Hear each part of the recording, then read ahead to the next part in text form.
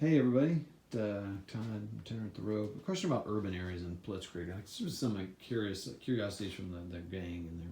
So this is an attack on a town, and a town is not a city. These buildings are probably bigger than they need to be for what I'm attacking.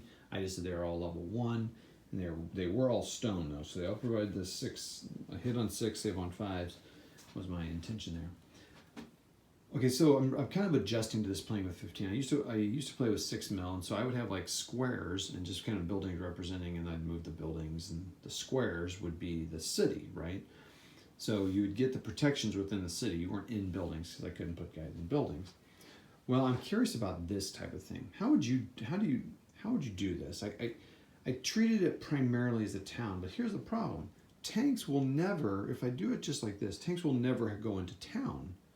You know what I'm saying? So they'll never be in a city, technically, because for the most part, you're not going to go in buildings.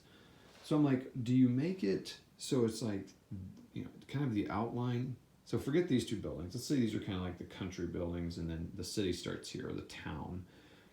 Do I make it urban area, like from here, follow that thing here, kind of basically outlining the houses?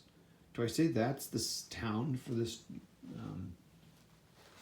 Stu, for example, so that he, because once you go into a town, you have an obstacle, so it's harder to command him, because it's slower to move through town. And if I don't do that, I'm going to do that. And I can't remember how like Jerry did it when he would have several towns. Now I could make it so I put blocks down, so you can kind of see gray or something, and say, okay, well this is city here, like this is city, or you don't. You say it's open ground.